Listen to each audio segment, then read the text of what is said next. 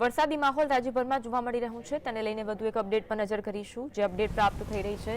મહેસાણાના વિજાપુરમાં 6 કલાકમાં 3 ઇંચથી પણ વધુ વરસાદ ખાબક્યો છે।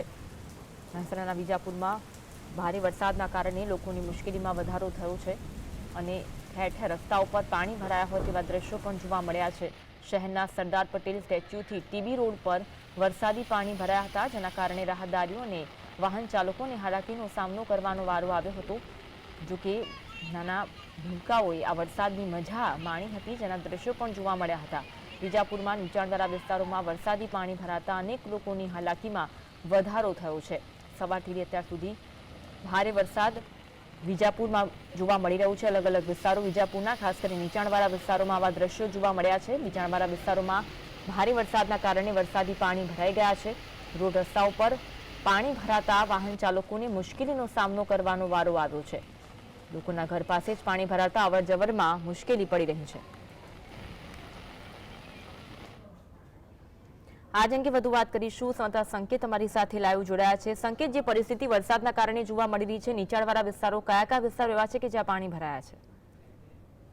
જે તરહાલ વાત કરવામાં આવતી મહેસાણા જિલ્લામાં તરહાલ જે સરેરાશ રીતે સવારથી વહેલી સવારથી જે વરસાદી તોફાની બેટિંગ કરવામાં આવી રહી છે તે જોતા તરહાલનો જે વરસાદ માજા મૂકી છે તેના કારણે તરહાલ જનજીવન ચોક્કસથી અસ્તવ્યસ્ત થવા ગયું હોય તે સ્થિતિનું ચોક્કસથી નિર્માણ થવા ગયું છે। મહેસાણા જિલ્લાની જો વાત કરવામાં આવે કે મહેસાણા વિજાપુર કડી બહુચરાજી સહિત ઉજામાં તરહાલ વરસાદ ચાલુ હોય જેથી ત્યારે જે વરસાદ વરસી રહ્યો છે જે જોતા તરહાલ જનજીવન ચોક્કસથી અસ્તવ્યસ્ત થવા ગયું છે। સંપૂર્ણ બજાર તરહાલ સજ્જડ બંધ થવા ગયું હોય તેવી સ્થિતિનું નિર્માણ થવા ગયું છે।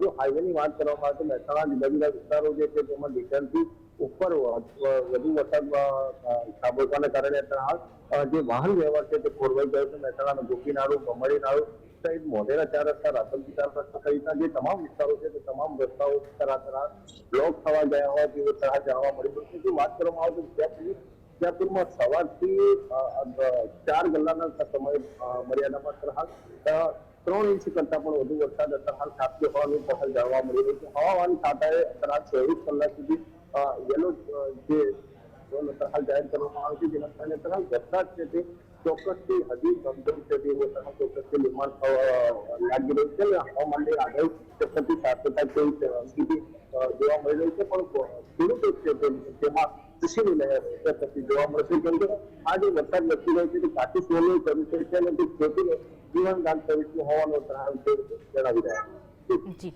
આભાર સંકેત જોડાવા માટે અને માહિતી આપવા માટે।